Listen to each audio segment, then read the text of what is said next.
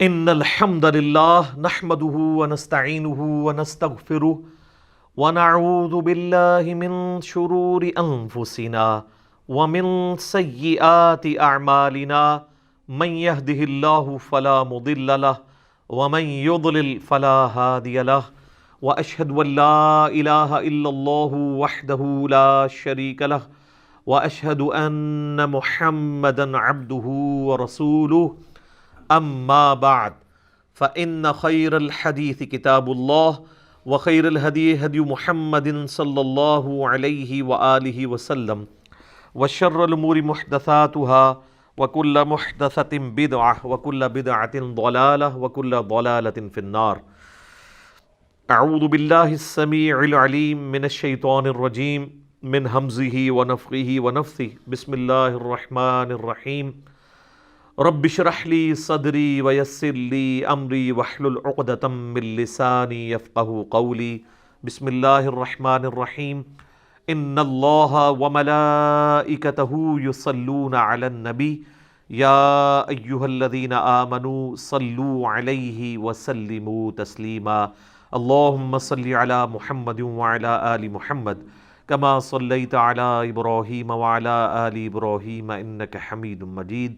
اللهم بارك على محمد وعلى آل محمد كما باركت على إبراهيم وعلى آل إبراهيم إنك حميد مجيد. اللهم ربنا آتنا في الدنيا حسنة وفي الآخرة حسنة وقنا عذاب النار. ربنا آتنا من لدنك رحمة وهيئ لنا من أمرنا رشدا. لا الہ الا انت سبحانک انی کنت من الظالمین. حسبنا اللہ ونعم الوکیل.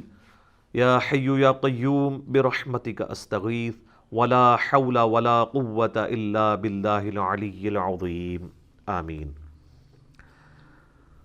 الحمدللہ آج 12 اپریل 2020 کی سنڈے والی قرآن کلاس نمبر 24 کی اسٹوڈیو ریکارڈنگ ہونے جا رہی ہے. آج انشاءاللہ تعالی ہم سورۃ البقرہ کی آیت نمبر 158 سے سٹارٹ لیں گے. اعوذ باللہ من الشیطان الرجیم. بسم اللہ الرحمن الرحیم. ان الصفا والمروۃ من شعائر اللہ. بے شک صفا اور مروہ اللہ تعالیٰ کی نشانیوں میں سے ہیں. یہ دو پہاڑیاں آج بھی مکے کے اندر موجود ہیں، اور حج اور عمرے کے دوران جب بھی سعی کی جاتی ہے تو صفا مروہ کے درمیان 7 چکر کاٹے جاتے ہیں.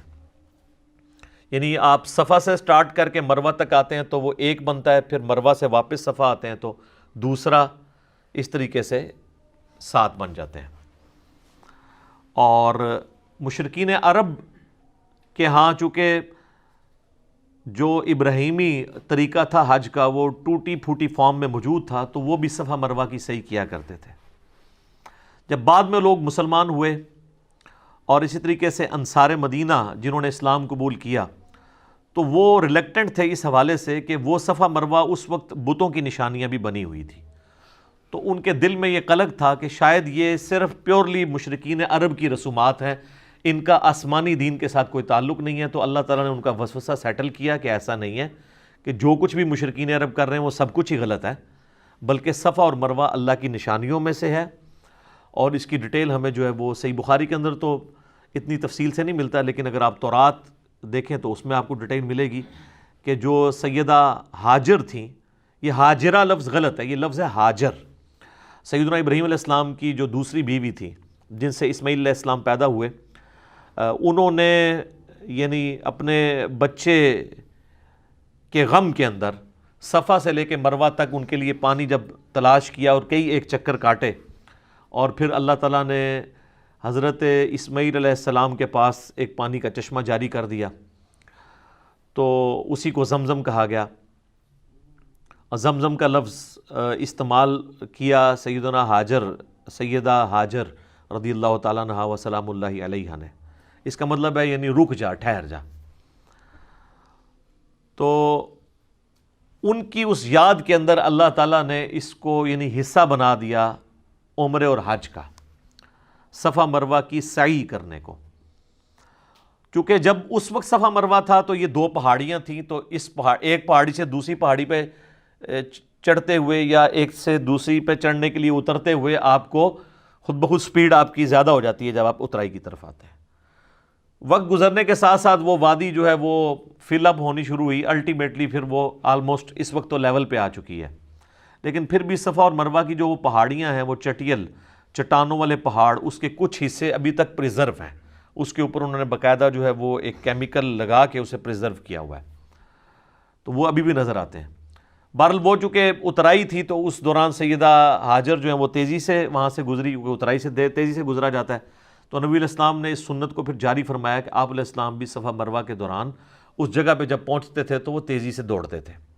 لیکن وہ مسند امام شافعی میں موجود ہے عبداللہ بن عمر کا قول کہ یہ جو صفا مروہ کی جو سعی میں دوڑنا ہے اور اسی طریقے سے طواف کعبہ کے دوران رمل کرنا ہے، یہ صرف مردوں کے لیے خاص ہے، عورتوں کے لیے نہیں ہے۔ عورتیں یہ کام نہیں کریں گی، مردوں کے لیے یہ سنت ہے۔ تو وہ صفا مروہ کے اندر جو سعی کی جاتی ہے اس کو اللہ تعالیٰ نے کہا کہ ہماری نشانیوں میں سے ہے، کیونکہ اس کو ہمارے ایک پیغمبر کی بیوی کے ساتھ نسبت ہے، اس لیے یہ اللہ کی نشانیوں میں سے ہے، سمبلز آف گاڈ، شاعر اللہ میں سے ہے۔ فمن حج البیت او اعتمر، تو جو کوئی بھی بیت اللہ کا حج کرے یا عمرہ ادا کرے، فلا جناح علیہ ان یطوف بہما، تو کوئی حرج نہیں ہے اگر وہ اس کے دوران چکر کاٹے۔ یعنی وہ جو ان کے دماغ میں ایک بات تھی نیو مسلمز کے کہ شاید یہ مشرکین عرب کی رسم ہے، وہ ختم کی گئی کہ یہ کوئی ایسی بات نہیں ہے، اللہ کے شاعر میں سے ہے۔ اگر انہوں نے وہاں پر بت نصب کر دیے تھے، وہ تو بیت اللہ میں بھی انہوں نے 360 بت نصب کیے ہوئے تھے، صحیح بخاری میں آتا ہے نبی علیہ السلام نے فتح مکہ کے موقع پر خود مبارک چھری کے ذریعے اس کو گرایا، اور آپ علیہ السلام وہ آیت پڑھتے جاتے تھے، وَجَاءَ الْحَقُّ وَزَهَقَ الْبَاطِلُ قُلْ جَاءَ الْحَقُّ وَزَهَقَ الْبَاطِلُ إِنَّ الْبَاطِلَ كَانَ زَهُوقًا، حق آ گیا اور باطل مٹ گیا، اور باطل ہے ہی مٹ جانے کے لیے۔ تو بیت اللہ کے اندر بھی بت رکھے ہوئے تھے، تو اس کا یہ مطلب نہیں ہے کہ بیت اللہ کی عظمت ختم ہو گئی ہے، بلکہ ان چیزوں سے صفایا کروایا گیا۔ حتیٰ کہ خانہ کعبہ کی دیواروں کے اوپر سیدنا ابراہیم اور اسماعیل علیہ السلام کی تصویریں بھی تھیں، نبی علیہ السلام نے اپنے مبارک ہاتھوں سے مٹائیں۔ حتیٰ کہ مسند احمد میں آتا ہے خانہ کعبے کی چھت کے اوپر بھی مولا علی کو نبی علیہ السلام نے یعنی سوار کر کے اپنے کندھوں پہ تو بھیجا اور بتوں کو توڑنے کے لیے۔ اور خانہ کعبے کا چونکہ دروازہ بھی اونچا تھا تو وہ عام آدمی تو اس پہ چڑھ بھی نہیں سکتا تھا، اس لیے وہاں پہ کوئی سیڑھی وغیرہ لگانی پڑتی تھی، تو آپ علیہ السلام خود بھی اندر تشریف لے گئے اور آپ نے جا کے ان بتوں کو توڑا۔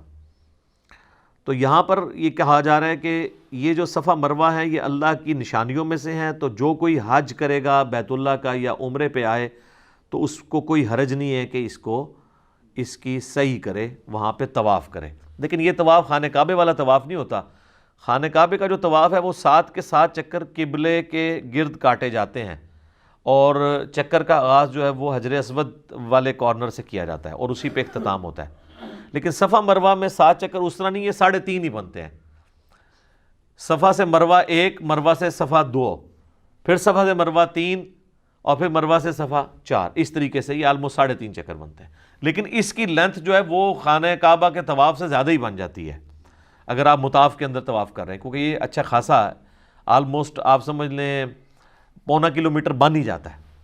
لیکن انہوں نے اس کو آلموسٹ چکر کی فارم میں اس طرح کیا ہوا ہے کہ جانے اور آنے کا راستہ الگ کیا ہوا ہے تاکہ وہ آپس میں کوئی ہرڈل بھی نہ ہو۔ اب تو ماشاءاللہ ایئر کنڈیشن ہے، حالانکہ ابھی بھی کئی لوگ موجود ہیں جنہوں نے آج سے 40-50 سال پہلے حج کیا، تو وہ باقاعدہ چھتریاں لے کے صفا مروہ کی صحیح کرنی پڑتی تھی، دھوپ پڑتی تھی۔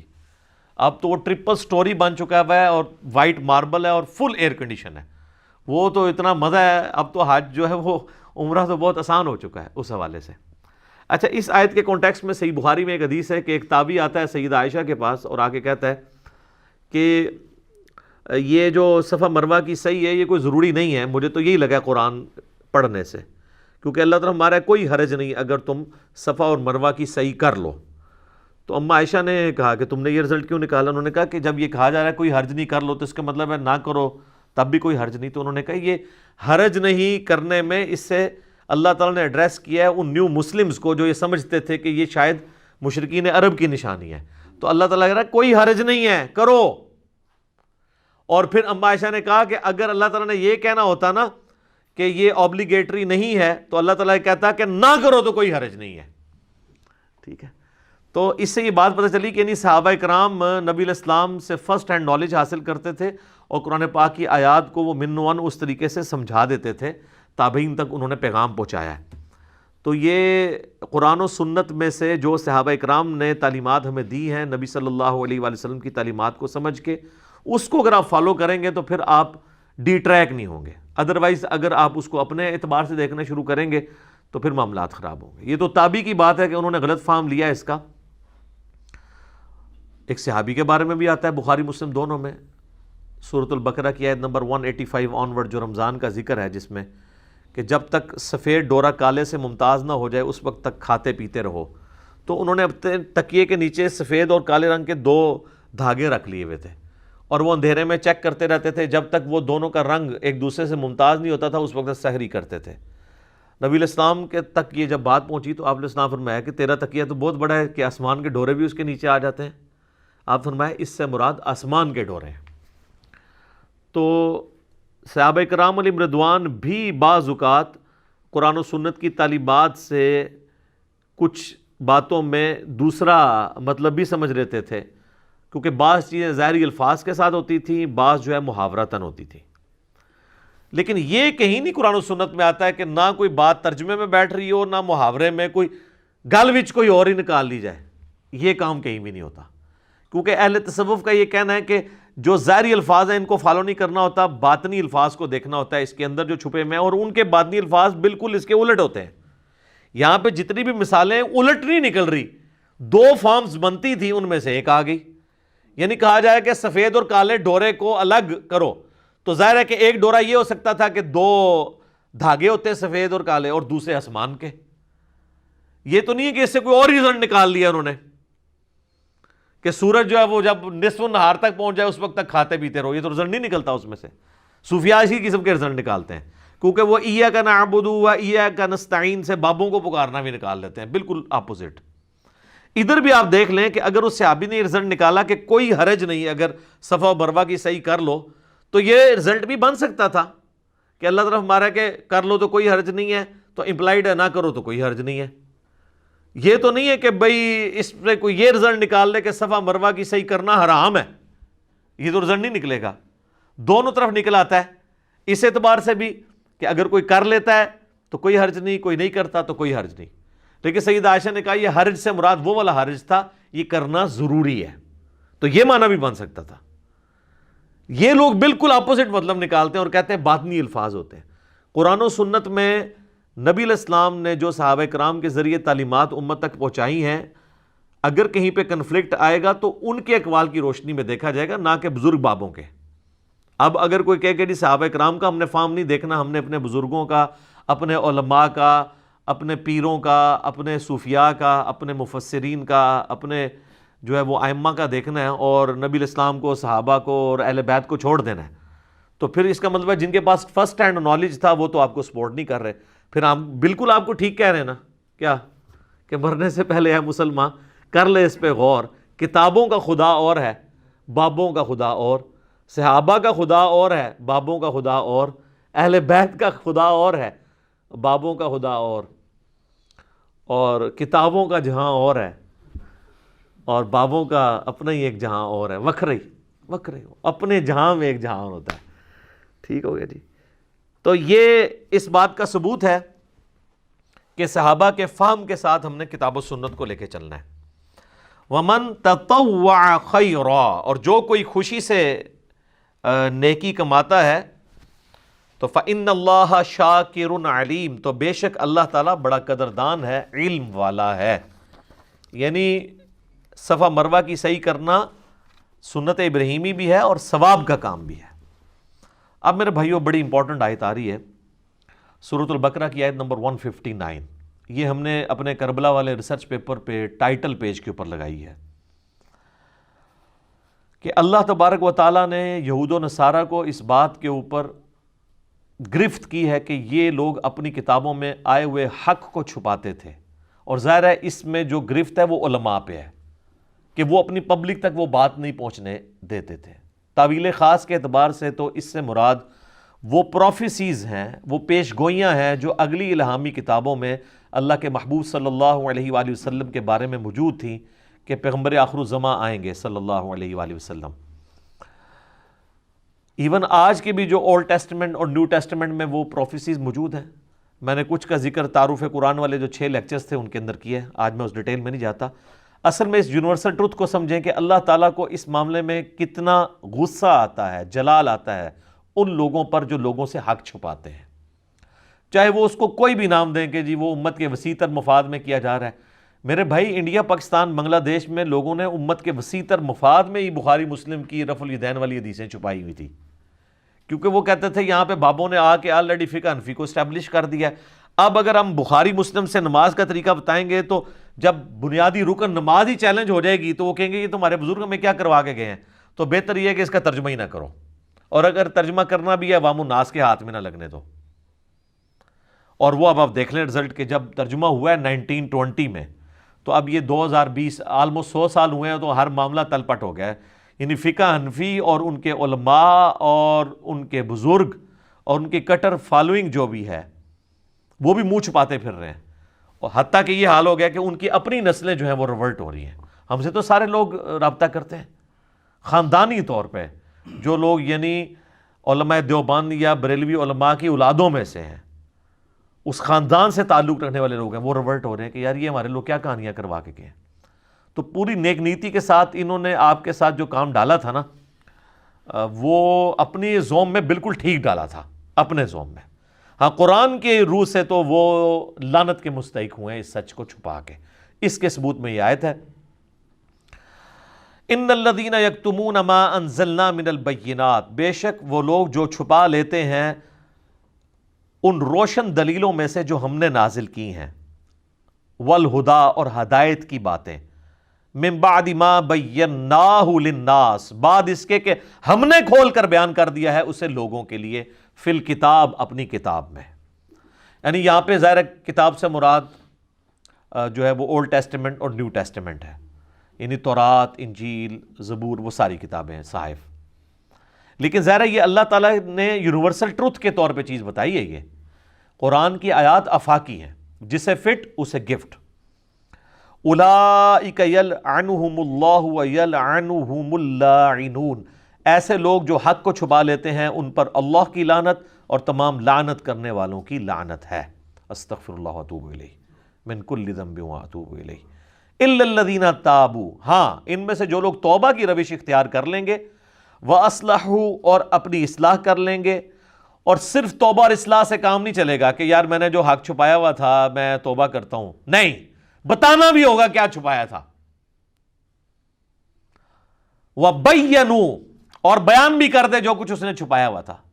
یعنی بخاری مسلم سے وہ رفع الیدین کی حدیثیں بھی بتا دے، اور رفع الیدین کرنے والے جو ہے نا وہ آل امیہ کی بدماشیوں پہ جو روایتیں ہیں نا وہ بھی بتا دیں، تب ان کی توبہ قبول ہونی ہے، ادروائز وہ بھی لعنتی ٹھہریں گے۔ یعنی جتنا بڑا جرم یہ ہے نا کہ کوئی شخص رفع الیدین کی حدیثیں چھپائے، اتنا ہی بڑا جرم نبی علیہ السلام کی ان پروفیسیز کو دیکھیں۔ مشرکین عرب نے اگلی کتابوں میں جو پروفیسیز نازل ہوئی تھی ان کو چھپایا، تو اللہ نے کہا لعنتی۔ تو جو رسول اللہ پہ نازل ہوئی پروفیسیز کو چھپائے وہ اس سے بڑا لعنتی، کیونکہ رسول اللہ کی وہ چھپا رہا ہے نا۔ اور پھر اس سے بڑی بات رسول اللہ کا ماننے والا بھی ہو وہ بھی پروفیسیز چھپائے گا تو لعنتی۔ آپ بتائیں دلائل النبوہ ایک ٹاپک ہے، صحیح بخاری میں بھی ایک چیپٹر ہے علامات النبوہ، نبوت کی علامتیں، مشکات کی 30 جلد میں بھی اس نام سے ایک چیپٹر ہے۔ یہ ٹرم استعمال ہوتی ہے، دلائل النبوہ اور علامات النبوہ، یہ 2 ٹرمز استعمال ہوتی ہیں۔ نبی علیہ السلام کی وہ خبریں جن کی بنیاد پہ ہم یہ کلیم کرتے ہیں کہ آپ صلی اللہ علیہ وآلہ وسلم اللہ کے پیغمبر ہیں، کہ آپ نے اپنی زندگی میں مستقبل میں ہونے والے جو واقعات بتائے اور وہ اس طریقے سے پورے ہو گئے۔ کچھ پروفیسیز تو قرآن میں بھی آئی ہیں، جس طرح سورہ الروم کا آغاز ہی اس سے ہوتا ہے کہ وہ پرشین امپائر نے شکست دے دی تھی ایک بیٹل فیلڈ میں رومن امپائر کو، اور اس پہ مشرکین عرب بڑے خوش ہوئے۔ انہوں نے کہا کہ وہ بھی آسمانی مذہب کے ماننے والے ہیں، عیسائی، رومن امپائر ان کو شکست ہوئی ہے، تو اینالوجی انہوں نے یہ بنائی. اور پرشین جو ہیں وہ چونکہ آسمانی مذاہب کو نہیں مانتے، وہ آتش پرست ہیں، تو یہاں پہ بھی ہم بت پرست ہیں، تو ہم بھی مسلمانوں کو جو آسمانی مذہب کے ماننے والے ہیں شکست دے دیں گے. تو اللہ تعالیٰ نے کہا نا، ان قریب، بضع سنین، عربی میں بضع سنین کہتے ہیں 9 سال کے اندر اندر، حد 9 سال.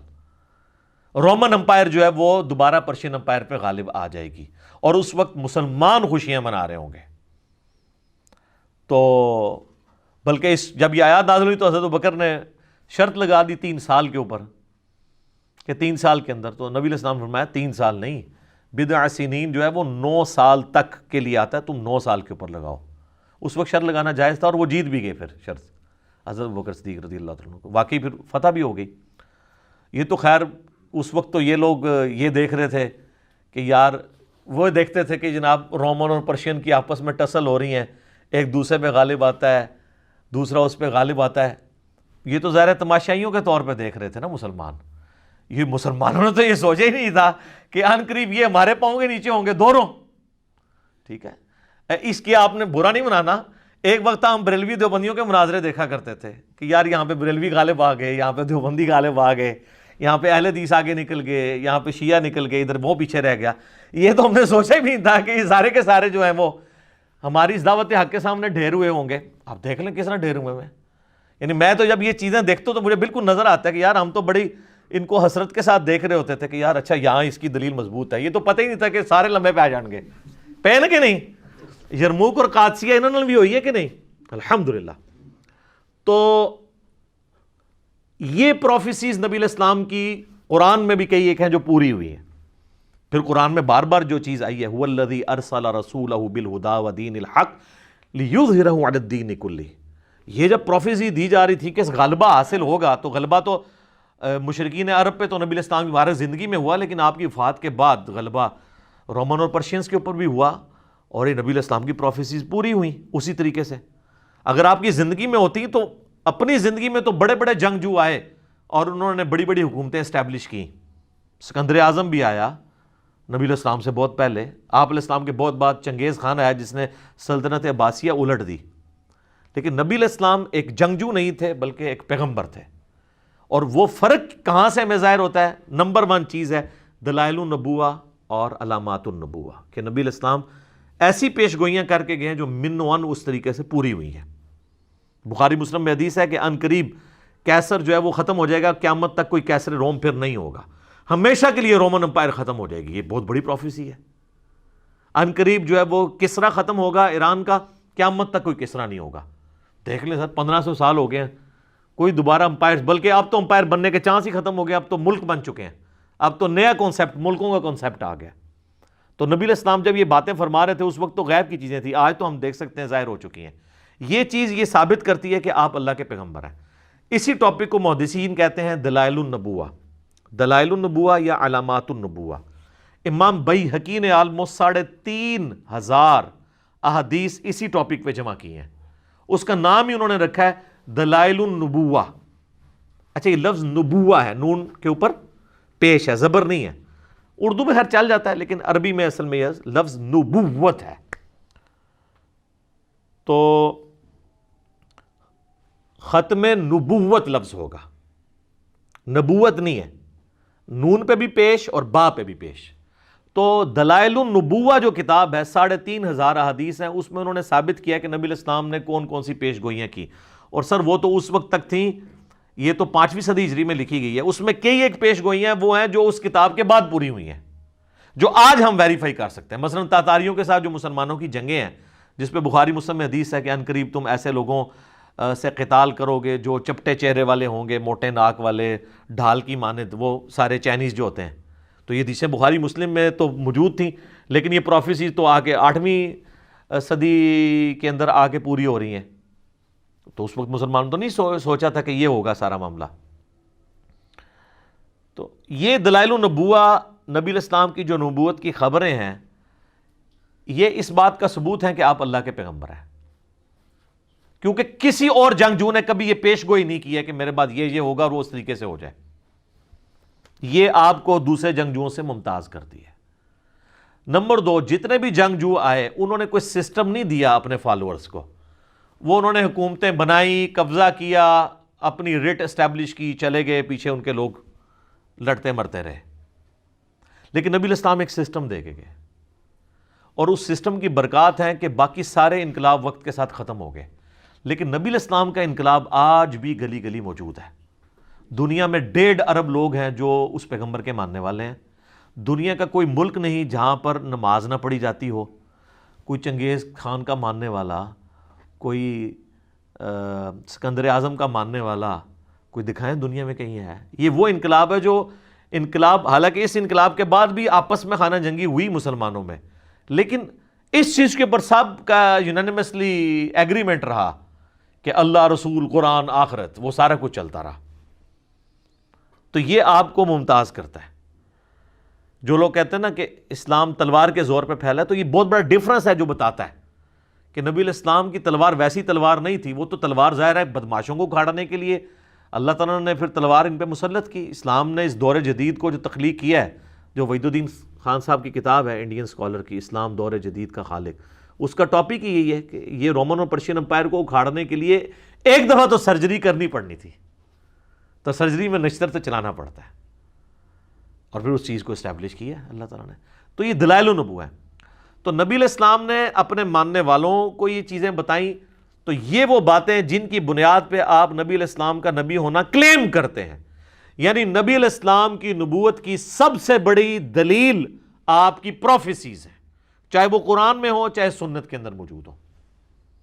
اب اگر کوئی شخص یہ کہے کہ حضور علیہ السلام کی نبوت جن بنیادوں پہ ثابت ہوتی ہے ان حدیثوں کو بیان کرنا ہی جرم ہے، تو اس کا مطلب کیا ہے کہ وہ رسول اللہ کا پکا گستاخ ہے اور نبی علیہ السلام کا دشمن ہے، آپ کی نبوت کا دشمن ہے، پلس وہ آپ کو یہ بتانا چاہتا ہے کہ وہ نبی علیہ السلام سے زیادہ سمجھدار ہے، کیونکہ نبی علیہ السلام نے جو اپنی امت کو غیب کی خبریں بتائی ہیں کہ یہ ہوگا، اور اس کی بنیاد پہ آپ نے نبی کو نبی کلیم کیا، وہ شخص آپ کو کہنا چاہ رہا ہے کہ نبی علیہ السلام کو یہ باتیں نہیں کرنی چاہیے تھی، تو اس کا تو ایمان ہی اسٹیک پہ لگ جائے گا۔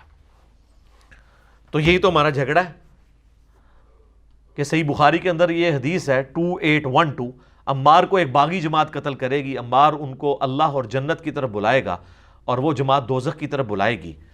اس حدیث کے کم از کم 8 طرق امام بیہقی نے دلائل النبوہ میں لی ہیں، اور کہا کہ دیکھو نبی علیہ السلام نے پہلے ہی کہا تھا کہ عمار کو باغی جماعت قتل کرے گی، اور یہ چیز پوری ہوئی۔ یہ اس بات کا ثبوت ہے کہ اللہ کے نبی جو ہیں ان کو وحی کی تائید حاصل تھی اور وہ اللہ کے پیغمبر ہیں۔ اور آپ کو یہ کہانی کرائی جا رہی ہے کہ یہ حدیثیں آپ چھپا لو تاکہ آل امیہ کے اوپر پردہ پڑا رہے، مولا علی کی حقانیت چھپی رہے لوگوں پہ۔ تو اللہ کے فضل سے ہم نے یہ جو کربلا والا ریسرچ پیپر لکھا ہے، واقعہ کربلا کا حقیقی پس منظر 72 صحیح الاسناد احادیث کی روشنی میں، جس میں 200 روایتیں میں نے جمع کی ہیں، ahlsunnatpak.com سے آپ ڈاؤن لوڈ کریں۔ اردو میں بھی ہے، عربی میں بھی ہے، انگلش میں بھی، ہندی میں بھی۔ مین سٹریم کی کتاب میں اکثر بخاری مسلم سے احادیث ہیں، اور ادر دین بخاری مسلم میں کوئی ایک حدیث بھی ایسی نہیں ہے جس پہ دور حاضر کے بڑے بڑے محدثین، چاہے وہ شیخ البانی ہوں، شیخ زبیر لیزئی ہوں، شیخ شعیب آرنوت ہوں رحمہم اللہ اجمعین، ان کی تحکیم نہ لگی ہوئی ہو۔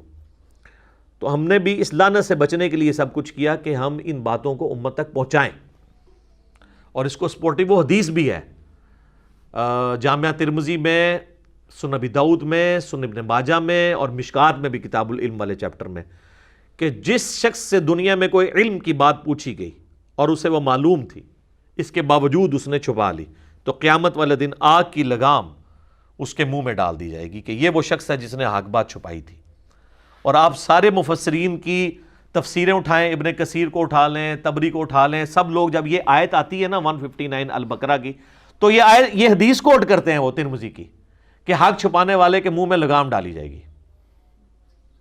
ان میں سے خیر کئی خود بھی ایسے ہوتے ہیں جو خود بھی یہ کام کر رہے ہوتے ہیں، لیکن وہ بات یہ بتا رہے ہوتے ہیں کہ جو یہ کرے گا اس کے ساتھ یہ حرکت ہو جائے گی، قیامت والے دن اللہ کا عذاب اس کے اوپر آ جائے گا۔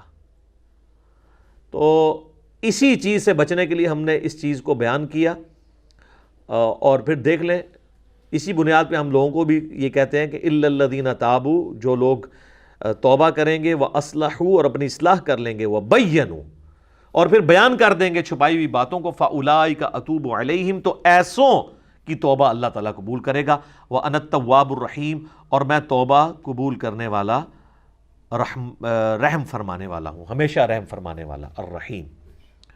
تو توبہ ان کی قبول ہونی ہے کہ جو یہ باتیں بیان کریں. اب چونکہ سنی شیعہ تفریق ہو چکی تھی اور کربلا ایک بون آف کنٹینشن بن چکا تھا، تو لوگوں نے بڑے وسیع تر مفاد میں کبھی اس کو مشاجرات صحابہ کا نام دے کے چھپا لیا.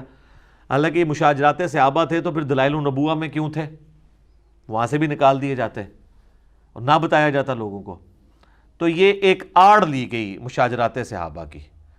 تو مشاجرات صحابہ میں حضرت علی رضی اللہ تعالیٰ عنہ علیہ السلام کے مخالفین کو تو یہ لے کے آتے ہیں. جب حضرت عثمان غنی رضی اللہ تعالیٰ عنہ کی شہادت کا معاملہ آتا ہے تو وہاں پہ ان کو مشاجرات صحابہ بھول جاتا ہے. وہاں پہ وہ کہتے ہیں باغی، فتنہ پرور لوگ. حالانکہ دوسری طرف وہاں پہ بھی صحابہ ہی تھے. ہم اس معاملے میں بھی حضرت عثمان کے ساتھ ہیں، جس طرح یہاں مولا علی کے ساتھ کھڑے ہیں جنگ جمل صفین اور نہروان کے اوپر. تو یہ بڑی دو نمبری ہے کہ آپ ایک معاملے کے اندر تو مشاجرات کا نام لے کے اسے ٹال دیں اور دوسری جگہ آپ آ کے جو ہے وہ اس کو یوز کرنا شروع کر دیں. ایک جگہ تو آپ وہ حدیث کوٹ کر لیں ابو داؤد ترمذی ابن ماجہ کی، علیکم بسنتی و سنت الخلفاء الراشدین المہدیین، تم پر میری سنت اور میرے خلفاء راشدین کی سنت لازم ہے، اور دین میں نئی نئی بدعتوں سے بچنا، اور میری اور میرے خلفاء راشدین کی سنت کو داڑھوں کے ساتھ مضبوطی سے پکڑ لینا. تو ہم پھر بار بار یہ پوچھتے ہیں کہ یہ حدیث آپ حضرت عثمان تک تو لے کے آتے ہیں، جب حضرت علی کی باری آتی ہے تو آپ کہتے ہیں باتیں ڈسکس نہیں ہونی چاہیے، تو حضرت علی کے خلیفہ راشد نہیں ہیں. تو اس کو وہ پنجابی کہنے ہیں میٹھا میٹھا ہپ ہپ تے کوڑا کوڑا تھو تھو. تو اللہ کا شکر ہے کہ ہماری دعوت حق سے جہاں پہ ہم نے قرآن کی توحید کو بیان کیا، جو غدیر خم پہ نبی الاسلام نے ہمیں قرآن اور اہل بیت دو چیزیں دی تھیں، صحیح مسلم میں اوپر ترے 4 حدیث 6225 سے 6228 تک. تو اس پلیٹ فارم سے الحمدللہ قرآن کی توحید بھی بیان ہوئی اور اہل بیت کا دفاع بھی ہوا ہے. بعض لوگ جو ہیں وہ آدھے غدیر خم پہ کھڑے ہیں، وہ توحید کو لے کے بیٹھے ہیں، اہل بیت کا نام آتے ہی ان کو جناب مصیبت پڑ جاتی ہے. اور بعض لوگ صرف اہل بیت کا نام لے کے چل رہے ہیں اور قرآن کی توحید کا نام سنتے ہی ان کے ماتھے پہ بل آنا شروع ہو جاتا ہے. یہ وہ پلیٹ فارم ہے جہاں سے پورے کا پورا دین بیان ہو رہا ہے. باقی سب لوگ آدھی آدھی باتیں، افتؤمنون ببعض الکتاب وتکفرون ببعض، کتاب کے کچھ حصے کو مانتے ہیں کچھ کو چھوڑتے ہیں. تو اللہ نے فرمایا ایسے لوگوں کی پھر جزا یہ دنیا میں ذلت اور رسوائی، اور آخرت میں بڑے عذاب کی طرف انہیں جھونکا جائے گا. اللہم اجرنا من النار، آمین. ان الذین کفروا وماتوا وہم کفار، بے شک وہ لوگ جو کہ کفر اختیار کرتے ہیں اور وہ مر جاتے ہیں اس حال میں کہ وہ کفر ہی پر ہوتے ہیں. اولئک علیہم لعنت اللہ والملائکۃ والناس اجمعین، ایسے لوگوں پر اللہ کی لعنت، اللہ کے فرشتوں کی لعنت اور ساری انسانیت کی لعنت. خالدین فیہا، وہ رہیں گے ہمیشہ ہمیش اس دوزخ میں. لا یخفف عنہم العذاب، ان سے وہ عذاب ہلکا نہیں کیا جائے گا. ولا ہم ینظرون، اور نہ ہی انہیں کوئی مہلت دی جائے گی. تو یہ کافروں کے بارے میں کیٹاگوریکل ڈیسیژن آ گیا، لیکن یہ اس کافر کے بارے میں ہے جو توبہ کے بغیر مر گیا. اگر موت کے غرغرے سے پہلے توبہ کر لی تو جامع ترمذی میں حدیث ہے کہ موت کے غرغرے سے پہلے پہلے اللہ توبہ قبول کر لیتا ہے. اور سورہ الفرقان کی آیت نمبر 70 میں آیا ہے کہ جو لوگ دنیا کی زندگی میں شرک سے توبہ کر لیں گے، اللہ تعالیٰ ان کے گناہوں کو بھی نیکیوں سے بدل دے گا اگر وہ پکی توبہ کر لیتے ہیں، بشرطے کہ ان کی توبہ درست ہو. ایک پاکستانی توبہ ہے نا، اور ایک اللہ کے نزدیک توبہ ہے. اللہ کے نزدیک خالی خلی توبہ کوئی شے نہیں ہے. اللہ کے نزدیک توبہ ہے اصلاح کے ساتھ. میرا یوٹیوب کے اوپر ایک کلپ بھی ہے، اللہ کی رحمت سے دھوکہ، اس میں نے اس آیت کو بریف کیا تھا چونکہ یہ کریٹیکل آیت ہے. یہ نکال لیں سورہ النحل کی آیت نمبر، سورہ نحل جو ہے وہ پارہ نمبر 14 میں آخری صورت ہے، بالکل اینڈ پہ جا کے نا یہ آیت آئے گی جس میں اللہ تعالیٰ نے اپنا اصول بیان کیا ہے کہ اللہ تعالیٰ نے توبہ کس کی قبول کرنی ہے. آیت نمبر 119 ہے آپ کے بلو والے قرآن میں، 282 نمبر پیج ہے، سورۃ النحل کی آیت نمبر 119، 14ویں پارے کا آخری صفحہ، اس کی پہلی لائن ہے ثم ان ربک للذین عملوا السوء بجہالۃ، پھر اس کے بعد تمہارا رب ان لوگوں کے حق میں جو کہ گناہ کر لیتے ہیں جہالت کے اندر.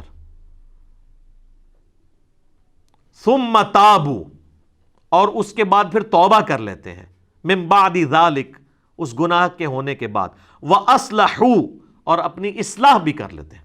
یہ اصلاح کا ذکر تو سورۃ البقرہ کی آیت نمبر 159 میں بھی آیا تھا. ان ربک من بعدہا، بے شک تیرا رب اس کے بعد ان کے حق میں لغفور الرحیم، ضرور بالضرور بخشش فرمانے والا، مہربان ہوگا. کس کے حق کے اندر؟ جو لوگ جہالت میں گناہ کر بیٹھے ہیں، اس کے بعد وہ فوراً توبہ کر لیں اور اپنی اصلاح بھی کر لیں، اس کے بعد معاف کرے گا. ہمارے لوگ کہتے ہیں نہیں کہ صرف توبہ سے ہی معافی ہو جائے گی. یا ایھا الذین آمنوا توبوا الی اللہ توبۃ نصوحا، اے ایمان والو اللہ کی طرف ایسی توبہ کرو جو آگے کو نصیحت ہو جائے. وَإِلَٰهُكُمْ إِلَٰهٌ وَاحِدٌ، اور تمہارا معبود تو ایک ہے، اکیلا، یکتا. لا الہ الا ہو، کوئی نہیں معبود سوائے اس کے. الرحمن الرحیم، اس کی رحمت ٹھاٹھے مارتے ہوئے سمندر کی مانند ہے، اور الرحیم، اس میں دوام بھی ہے. سمندر میں تو کبھی کبھی طغیانی آتی ہے نا، پھر ٹھنڈا ہو جاتا ہے. اللہ کی رحمت کا جو سمندر ہے نا، اس میں کبھی بھی کمزوری نہیں آتی، وہ ہمیشہ ٹھاٹھے مارتے ہوئے سمندر کی طرح ہے. الرحمن بھی ہے اور الرحیم میں بھی، یہ دونوں کوالٹیز ہیں اس کی. اچھا، یہ جو آیت نمبر ہے نا جی، سورہ البقرہ کی آیت نمبر 162 163، وَإِلَٰهُكُمْ إِلَٰهٌ وَاحِدٌ. ابو داؤد و ترمذی میں حدیث ہے، نبی علیہ السلام نے فرمایا کہ اللہ تعالیٰ کا جو اسماء اعظم ہے نا، وہ قرآن حکیم کی 2 آیات کے اندر ہے.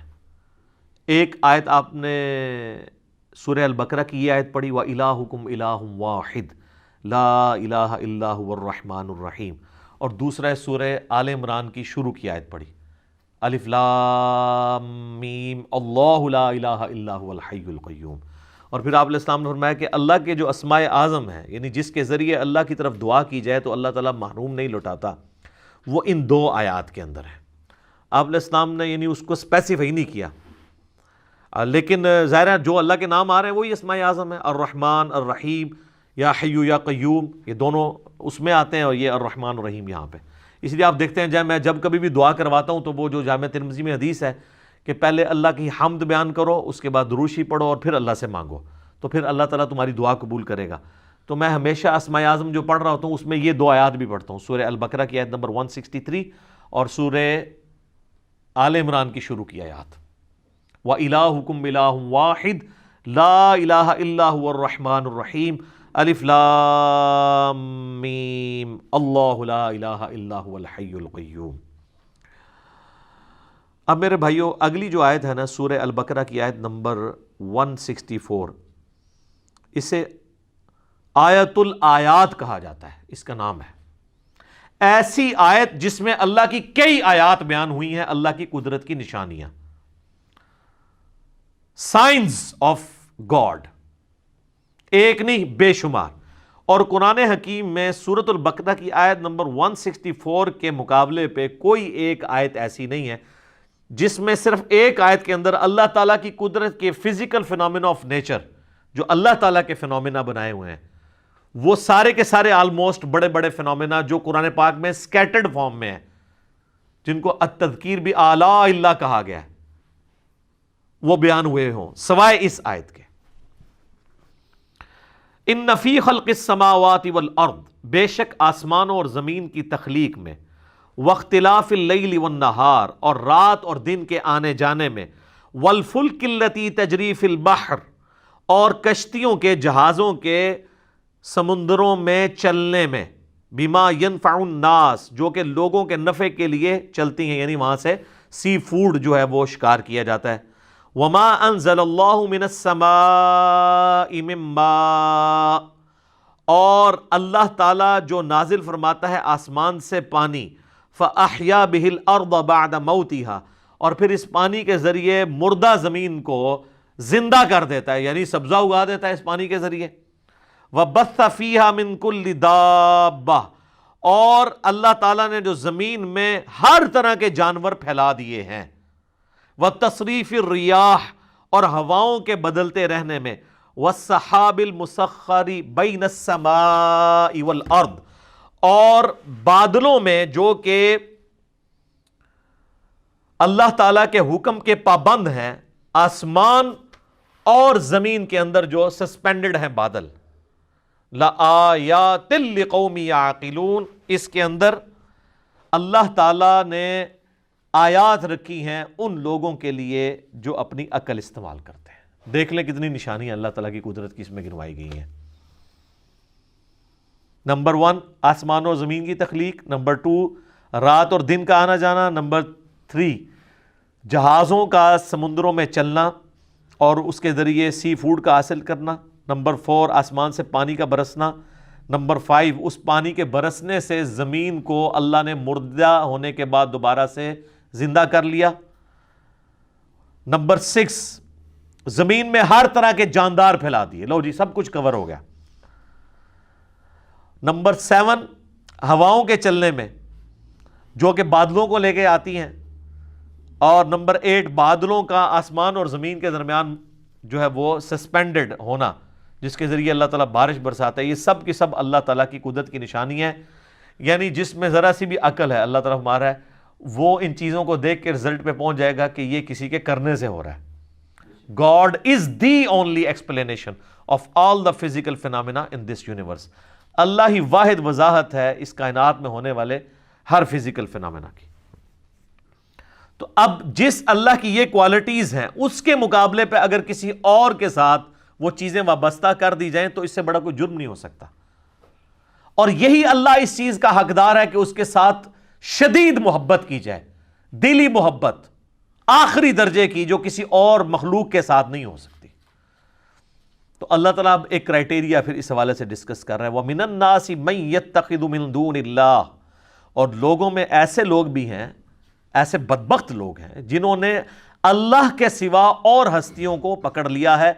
اندادً يُحِبُّونَهُمْ كَحُبِّ اللَّهِ، اللہ کے مقابلے پہ انہیں اپنا ند مان لیا ہے، مد مقابل، اور ان سے ویسی محبت کرتے ہیں جیسی اللہ سے کرنی چاہیے تھی. اللہ اکبر. یہ آیات پڑھی جاتی ہے نا تو لوگ سمجھتے ہیں شاید یہ مشرکین عرب کے بارے میں نازل ہوئی تھی. تو مشرکین عرب اگر اس جرم کے اوپر مجرم ہے اللہ کے حضور، تو آج بھی جو لوگ یہ کر رہے ہیں وہ بھی اسی طریقے سے مجرم ہے. اور آپ کو آج مسلمانوں میں اکثریت ایسے لوگوں کی نظر آئے گی جو اگر آپ ان سے حلفیہ بیان لیں تو وہ کبھی یہ نہیں کہیں گے کہ ہم اللہ سے بڑھ کے کسی سے محبت کرتے ہیں، لیکن ان کا ایٹیچیوڈ یہی ہے. وہ آپ کو کبھی شعر سنائیں گے، اللہ اللہ کیے جانے سے اللہ نہ ملے گا، اللہ والے ہیں جو اللہ سے ملا دیتے ہیں. اور اللہ والے ان کو کہہ رہے ہوتے ہیں جو اپنی عبادت کروا رہے ہوتے ہیں. اگر اللہ والے سے مراد یہ رسول اللہ کو، صحابہ اور اہل بیت کو لیں تو ہم ان کے ساتھ ہیں، لیکن آپ کو پتہ ان کو نہیں لیتے کیونکہ وہ تو ولی نہیں تھے نا. ولی تو بعد میں ہوتے ہیں. وہ اللہ والے ان کو کہہ رہے ہوتے ہیں جن سے تجوید سے اگر آپ نماز سنیں تو نہیں سنا سکتے، اور ترجمہ تو بھول ہی جائیں کہ وہ سنا سکتے ہیں. ہاں وہ یہ کر سکتے ہیں کہ سجے پاسے اسلام پھیرے تھے سارے حافظ ہو گئے، کھبے پاسے پھیرے تھے سارے ناظرہ ہو گئے. وہ کہتے ہیں نا جی پیچھے نیت کی. تو میں کہتا ہوں جن بزرگوں کے بارے میں آپ کا ایک کلیم ہے نا، اگر آج بھی اس طرح کہتے ہیں نا جی دنیا اولیاء سے خالی نہیں ہے، آج بھی ان اولیاء کو لیں، وہ تجوید کے ساتھ آپ کو سنا نہیں سکتے. وہ آپ کو سنت اذکار نہیں بتا سکتے صبح و شام کے جو نبی علیہ السلام نے تعلیم فرمایا ہے. فرض نماز کے بعد کے آپ کو 2-3 اذکار بتائیں گے، 17 نہیں بتا سکتے. ان کی تربیت ہی وہ نہیں ہوئی ہے. تو وہ ان ہستیوں کے بعد، حتیٰ کہ سورہ الزمر کے اندر جا کے آئے گا، سورۃ المومن کے اندر، کہ ان کے سامنے جب اکیلے اللہ کا ذکر کیا جاتا ہے تو ان کے دل گھٹنے شروع ہو جاتے ہیں، اور جب اللہ کے ساتھ اور ہستیوں کو شامل کیا جاتا ہے تو ان کے پھر دل پھیل جاتے ہیں. اور آپ یہ کر کے دیکھ لیں جناب، آپ اللہ کی توحید بیان، ہم تو کئی بار یہ تجربہ کر چکے ہیں، آپ اللہ کی توحید بیان کریں تو ان کو چڑ ہو جاتی ہے. وہ کہتے ہیں کو بزرگوں کا بھی ذکر کرو نا جی. بلکہ ہمارے ایک سیالکوٹ میں بڑے قریبی بھائی، تو وہ ایک بریلویوں کی مسجد میں امام تھے. تو جب اللہ تعالیٰ نے ہمیں قرآن کی توحید کی طرف راغب کیا تو دعوت کی برکت سے انہوں نے بھی حق قبول کیا. تو ظاہر ہے وہ اب اناؤنسمنٹ تو نہیں کر سکتے تھے، تو انہوں نے بہرحال توحید کے اوپر درس شروع کیا قرآن کے اندر، جو قرآن کی آیات ہیں اعلیٰ حضرت کا ترجمہ رکھ کے. اب تو کسی کو تکلیف نہیں ہونی چاہیے. تو 2-4 دن تو توحید برداشت کی انہوں نے، اور پھر بابے جو ہے مسجد کے اکٹھے ہو گئے. انہوں نے کہا ایک جناب اللہ نو ہی توندے رہندے ہو ہر ٹائم، کو بزرگوں کا بھی ذکر کریا کرو. یہ دیکھیں پنجابی کا محاورہ نے یوز کیا، ہر ٹائم اللہ نو توندے رہندے ہو، استغفر اللہ توب. تو ان کو اتنی چڑ ہوتی ہے، اور یہ حقیقت ہے کہ ان کی محبت ان ہستیوں کے ساتھ زیادہ ہے، اور اسی لیے آپ بزرگوں کے بارے میں کوئی بات کریں تو یہ سیکھ پا ہو جاتے ہیں۔ اللہ کے بارے میں کہتے ہیں جی اللہ کو تو پہلے ہی اتنے لوگ گالیاں نکال رہے ہیں، ایک اور نے نکال دی تو کیا ہو گیا؟ ہاں ظاہر ہے وہ نکال رہے تو ہیں، حالانکہ یہ خود بھی نکالنے والوں میں شامل ہیں۔ جی سورہ مریم میں آتا ہے کہ جو اللہ تعالیٰ کے لیے بیٹا تجویز کرتا ہے، یعنی شرک کرتا ہے، شرک کی کوئی بھی فارم ہو، وہ اللہ کو ایسی بات کہہ رہا ہے، ایسی گالی دے رہا ہے کہ قریب ہے آسمان پھٹ پڑے اور زمین شک ہو جائے اور پہاڑ ریزہ ریزہ ہو جائے، ان دعوا للرحمن ولدا، کہ یہ رحمان کے لیے بیٹا تجویز کرتے ہیں۔ اگر زمین و آسمان اور پہاڑوں کے احساسات ہو نا اس طرح کے، تو یہ سارے ان پہ پھٹ پڑے، زمین ریزہ ریزہ ہو جائے، زمین یعنی پھٹ جائے اس خوف سے کہ یار میرے اوپر یہ لوگ اللہ کے ساتھ اور ہستیوں کو شریک ٹھہرائے ہوئے ہیں۔ اور نبی علیہ السلام کی آپ احتیاط دیکھیں، یہ جو ند لفظ ہے نا، اندادیں، سیم یہ الفاظ ہیں۔ مسند امام احمد میں حدیث موجود ہے، الادب المفرد امام بخاری کی کتاب کے اندر یہ موجود ہے۔ ہم نے اپنے ریسرچ پیپر دعا صرف اللہ ہی سے، اس میں بھی ڈالی ہوئی ہے۔ ایک صحابی نے نبی علیہ السلام کو آگے کہا، ما شاء اللہ و شئت یا رسول اللہ، اے اللہ کے رسول جو آپ چاہیں اور جو اللہ چاہے۔ تو آپ نے فرمایا اجعلتنی للہ ندا، یہ لفظ، کیا تو نے مجھے اللہ کے مد مقابل ٹھہرا لیا؟ اب وہ پاکستانی ہوتا نا تو کہتا نہیں یا رسول اللہ مد مقابل نہیں، میں نے آپ کو مستقل بذات نہیں مانا، غیر مستقل بذات، عطائی اور اللہ کے اذن سے مانتے ہوئے کہا ہے۔ لیکن اس ٹائم پہ یہ کہانیاں نہیں ہوتی تھی، صحابہ کرام تو بولے والے مسلمان تھے نا، یہ ساری شیطانیاں ان کو تو نہیں آتی تھی۔ تو آپ نے فرمایا قل بل ما شاء اللہ وحدہ، بلکہ کہہ جو اکیلا اللہ چاہے۔ ایک بریلوی عالم تھے تو میں نے ان کو یہ حدیث بیان کی نا، انہوں نے کہا جی آپ کو اس حدیث کا مطلب نہیں سمجھ آیا۔ میں نے کہا نہیں سمجھا ہے۔ وہ کہتے ہیں اصل میں نبی علیہ السلام نے پوچھا ہے کہ اے میرے پیارے صحابی، کہیں ایسا تو نہیں آپ مجھے خدا مانتے ہو؟ ٹھیک ہے، میں نے کہا تو آگے الفاظ تو کچھ اور بتا رہے ہیں۔ اس کے جواب میں تو صحابی کہتا نہیں یا رسول اللہ میں نے آپ کو خدا نہیں مانا، خدا کا بندہ مانتے ہوئے کہہ رہا ہوں یا رسول اللہ ما شاء اللہ وشئتا۔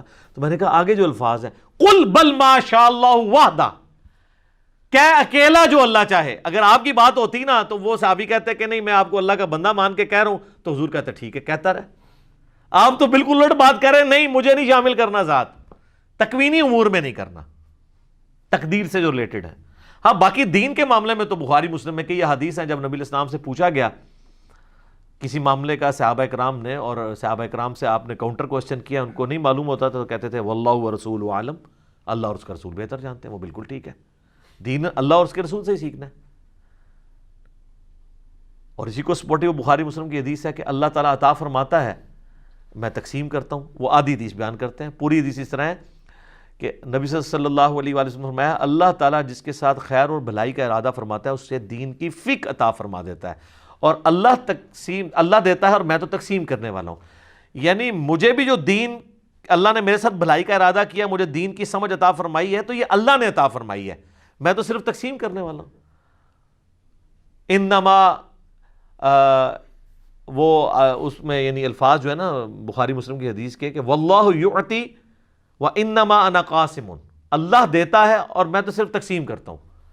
تو وہ انہوں نے جناب اس دو لفظ پکڑ لیے تو اعلیٰ حضرت نے شعر لکھ دیا، رب ہے معطی یہ ہے قاسم، رزق اس کا ہے کھلاتے یہ ہیں۔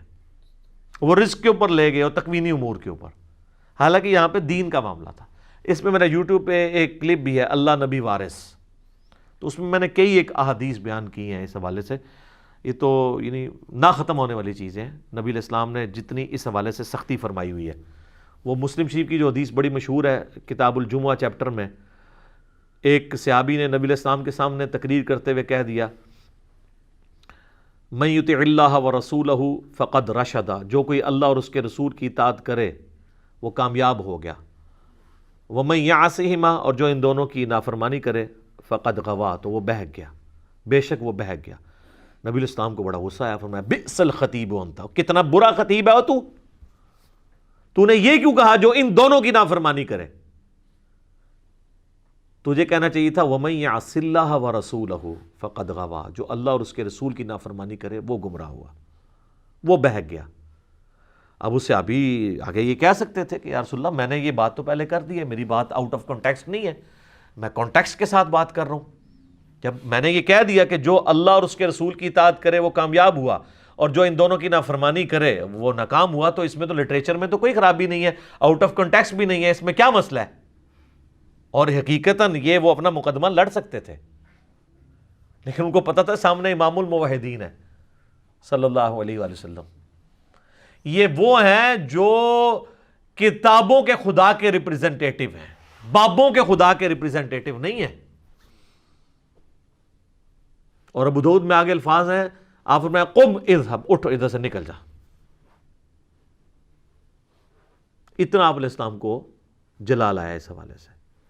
لیکن آپ کے وہ صوفیاء کہتے ہیں ہک ہے ہک ہے ہک ہے، جڑا ہک کی ڈوں آکھے وہ کافر و مشرک ہے، جو ایک کو دو کہہ دے وہ کافر اور مشرک ہے. حالانکہ ایک نو ڈو کہنے والا ہی موحد ہے. حادث کو قدیم سے الگ کرنے کا نام ہی توحید ہے، خالق کو مخلوق سے الگ کرنے کا نام ہی توحید ہے. تو اللہ تعالیٰ فرماتا ہے کہ یہ ان لوگوں کی حالت ہے کہ یہ اللہ کے مقابلے پہ اور ہستیوں سے ایسی محبت کرتے ہیں جو اللہ سے کرنی چاہیے. والذین آمنوا، اور جو لوگ ایمان والے ہیں، اشد حبا للہ، ان کی تو شدید ترین محبت اللہ کے ساتھ ہوتی ہے. اور اس لیول کی محبت ہوتی ہے کہ جامعہ ترمذی میں حدیث ہے، نبی علیہ السلام نے فرمایا کہ اللہ تعالیٰ سے محبت کرو کہ اس نے تمہیں نعمتوں سے نوازا ہے، اور مجھ سے اس لیے محبت کرو کہ میں اللہ کا رسول ہوں، اللہ کی نسبت کی وجہ سے. اور میرے اہل بیت سے محبت کرو کیونکہ ان کی نسبت میرے ساتھ ہے. یہ ہمیں چین بتائی گئی ہے. یہ کہتے ہیں جی وہ شیخ احمد سرندی جن کو مجدد الافسانی کہتے ہیں، وہ کہا کرتے تھے میں تو اللہ کو مانتا ہی اس لیے ہوں کہ وہ نبی کا رب ہے. حالانکہ قرآن میں بالکل اور بات ہے، یہ الٹ بات کی ہے. قرآن تو کہتا ہے لَقَدْ مَنَّ اللَّهُ عَلَى الْمُؤْمِنِينَ إِذْ بَعَثَ فِيهِمْ رَسُولًا. یہ اللہ کا احسان ہے کہ اس نے مومنین میں رسول کو بھیجا ہے اپنی شناخت کے لیے. یہ الٹی گنگا لے کے چلتے ہیں. اور پھر ظاہر ہے یہ باتیں تو بکتی ہیں. پھر انبیاء کی شان میں غلوب کرنا تو بکتا ہے نا جی. عیسائیت میں بکا ہوا ہے نا، آپ دیکھ لینا. تو اللہ تعالیٰ نے ایک مخلوق کا معاملہ ہی ایسا رکھا ہے کہ یہ اگر امتحان نہ ہو مخلوق کی کوالٹیز کا تو اللہ کے ساتھ کوئی اور شریک ہی نہ ٹھہرایا جائے کسی کو. تو اسی لیے لوگ پھر شریک ٹھہراتے ہیں نا. اور نبی علیہ السلام کی پھر حدیث صحیح بخاری میں دیکھنا، میری شان کو اس طرح بلند نہ کرنا جس طرح نصارہ نے اپنے پیغمبر کو اتنا بلند کیا کہ ڈیوینٹی میں کلیم کر دیا. میں اللہ کا بندہ اور اس کا رسول ہوں، مجھے اللہ کا بندہ اور اس کا رسول ہی کہنا. یہ نبی علیہ السلام کس کو سنا رہے تھے؟ انہی کو سنا رہے تھے جنہوں نے کام ڈالنا تھا، جو آج تک ماننے کے لیے تیار نہیں ہے. تو اللہ فرماتا ہے شدید ترین محبت اہل ایمان کی اللہ کے ساتھ ہوتی ہے. بخاری مسلم میں حدیث ہے، اس نے ایمان کی علاوت چکھ لی جس کے لیے اللہ اور اس کا رسول ساری دنیا سے بڑھ کر محبوب ہو جائیں. نمبر 1 یہ. نمبر 2 دوستی اور دشمنی کا معیار اللہ کی ذات. اور نمبر 3 کفر کی طرف لوٹایا جانا اس کے لیے اتنا ہی مشکل ہو جائے جتنا زندہ آگ میں جلنا. وہ جلنے کے لیے تیار ہو جائے لیکن کفر نہ اختیار کرے تو اسے ایمان کی مٹھاس مل جائے گی.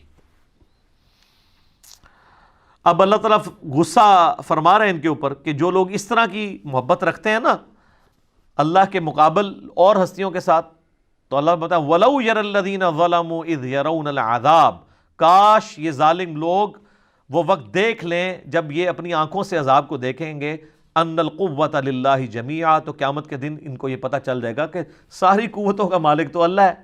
آپ بے شک کہتے رہے میں اس ٹائم تک جنت ہی نہیں ورنہ جو تک سارے نہ لے جائیں. ہاں دوزخ میں کے لیے یہ شرط ہو سکتی ہے کہ جن جن کو میں نے گمراہ کیا جب تک میں دوزخ میں ان کو نہیں لے جاتا تو میں نے دوزخ میں جانا. یہ تو بات بالکل ٹھیک ہوگی. جنت اللہ کوئی نہیں پائی جی. بخاری مسلم میں حدیث ہے میری بیٹی فاطمہ اس بات پہ نہ اکڑنا کہ اللہ کے نبی کی بیٹی ہو، اگر اللہ نے پکڑ لیا تو میں اللہ کے حضور تیرے کچھ کام نہ آؤں گا. پھر حضور نے اپنے چچا کو بھی کہا کہ عباس میرے چچا میرے مال سے جو لینا ہے لے لے، اے میری پھوپھی صفیہ میرے مال سے جو کچھ لینا ہے لے لے، اگر اللہ نے پکڑ لیا میں تیرے کچھ کام نہیں آؤں گا. وَأَنَّ اللَّهَ شَدِيدُ الْعَذَابِ، اور بے شک اللہ تعالی عذاب دینے میں بہت سخت ہے. تو یہ قیامت والے دن ہی پتہ چلے گا کہ اللہ تبارک و تعالیٰ اپنے معاملات میں کتنا سخت ہے. جب یہ عذاب دیکھیں گے تو ان کو خود پتہ چل جائے گا، اور اس وقت ان کی حال کیا ہوگی. ابھی تو یہ بابوں کے نعرے مار رہے ہیں نا، ادھر انہوں نے کہنا یا اللہ بابا نو پہلے جڑا ہے نا چونک دوزخ. وہ کیسے؟ اِذْ تَبَرَّأَ الَّذِينَ تُبِعُوا مِنَ الَّذِينَ اتَّبَعُوا، جب بیزار ہو جائیں گے وہ لوگ جن کی تابعداری کی گئی ان سے جو تابعداری کرتے رہے. ظاہر ہے وہ بیچارے کیا کریں گے، ادھر تو دنیا میں لیڈر بنے ہوئے تھے، کہتے تھے ساڑھے مرید ہو جاؤ تو جنت میں لے جائیں گے. تو اللہ تمہارا یہ سارے جو بزرگ بابے ہیں نا، وہ اپنے مریدوں کہیں گے بھائی اپنا اپنا پرچی نبھاؤ، سانو تو اپنی فکر پئی ہے آج. جب وہ عذاب دیکھیں گے وَتَقَطَّعَتْ بِهِمُ الْأَسْبَابُ، ان کے سارے تعلقات آپس میں ٹوٹ جائیں گے، پیری مریدی ختم، بیعت ٹوٹ جائے گی، تجدید بیعت بھی نہیں ہو سکتی. وَقَالَ الَّذِينَ اتَّبَعُوا، تو پھر جب وہ یہ مرید یہ دیکھیں گے نا جو اتباع کرنے والے تھے، وہ کہیں گے لَوْ أَنَّ لَنَا كَرَّةً، کاش ہم دنیا میں ایک دفعہ دوبارہ چلے جانا، پھر تو ہم پوچھ لیں گے تسی تاڑے نعرے مار مار کے تو چندے دے دے کے. فَنَتَبَرَّأَ مِنْهُمْ كَمَا تَبَرَّؤُوا مِنَّا، تو ہم بھی تم سے بیزاری دنیا میں ظاہر کریں گے جس طرح آج تم ہم سے بیزار ہو رہے ہو نا. اگر دنیا میں دوبارہ جانا نصیب ہو جائے نا تو ہم اب دنیا میں گئے نا تو ہم انجینئر صاحب کی ویڈیوز ہی دیکھا کریں گے. ظاہر ہے یہ نعرہ کون لگا رہا ہے کہ نہ میں وہابی نہ میں بابی، میں ہوں مسلم علمی کتابی. بابوں سے لانے برات کون کروا رہا ہے؟ جو نبی علیہ السلام کی مبارک دعوت کو لے کے چل رہا ہے.